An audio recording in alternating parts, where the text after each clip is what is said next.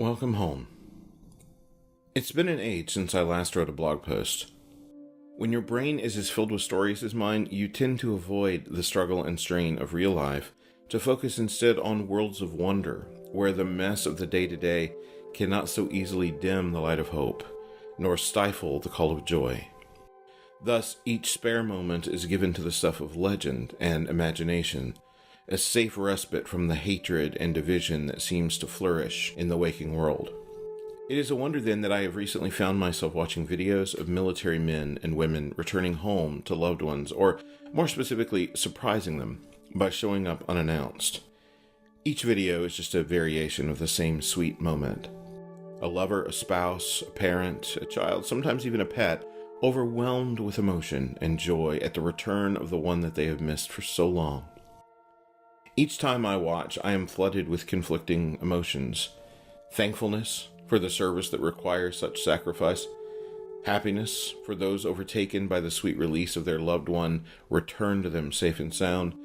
And sorrow for the families denied such a release, shackled by the loss of some brave man or woman who gave their all for people who will likely never know their names, and in some cases, a few that will not care. As I find myself drawn to these sweet moments, so taut with emotion, I feel my perspective shifting. I hug my kids a little tighter, kiss their sweet heads a bit more often, spell out for them how proud I am of the people they are fast becoming, of their talents, their kindness, and their God-given willingness to love without fear. I have always been proud, but I now have a deeper understanding of how blessed I am to see them every day, to be a part of their worlds, to not be hundreds or thousands of miles away as they feel their way through their own stories. I am here with them because some other father or mother is not with their loved ones. My joy comes at another's expense, so I will treasure each moment and honor that sacrifice as best I am able. Yet, it isn't just the parent's perspective that I share. You see, every time I watch a child run to their parent, they're overwhelmed by the emotion they have pent up for so long. There are tears and often sobbing, every fear for that parent or sibling's safety, every missed ball game, every parent-teacher night with a noticeable absence, every birthday with only a card or FaceTime call from the one they most want to hold them. It all comes tumbling out as they weep. All the joy is there too, of course, along with the sweet relief that they are reunited at last. All the things that there just aren't words for are found in those sweet tears. I live with absence every day. My son tells me a story and I hear tiny fragments of my brother Jason in the tale. He's been gone so long that sometimes I have to focus on a memory just to recall his voice. A song will play on the radio that I remember singing along with on my dad's knee as we rocked next to the behemoth wooden stereo that filled my childhood with so much music. He's near in those moments, just not near enough.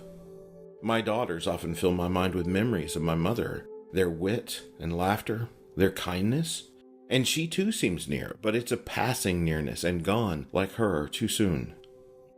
So many people gone now. So many faces I long to see again, and voices I long to hear. Many hard days have come and gone since their passing, and I have often found myself longing for their arms and the affection I too often took for granted. One day, nearer now than it has ever been, something true for all of us. I will leave this cruel, dim world behind and journey on to a place where cruelty has no foothold, where fear will be forgotten and sorrow barely a distant memory, a place where the Lord himself shall be our light. And I will see in the distance those faces I have longed to see, and arms my soul has ached to feel wrapped around me, outstretched and waiting for me. And I will run to them, and I will weep with a joy that I can barely fathom amid the numbness of this broken world. And every emotion that I have no place for now will spill out in that sweet moment, and we'll be together again. These are the things I feel when I see soldiers coming home. Thankfulness for their sacrifice, appreciation for the time I have with my children because of that sacrifice, and a profound longing for a reunion to come, when goodbyes will be a thing of the past and family is at last forever. Until then, may we love and honor those who lay themselves down for our good. May we cover them in prayer. May we minister to their families. May we wait with patient longing for every reunion yet to come. Peace be with you. J. Parick Lemarr.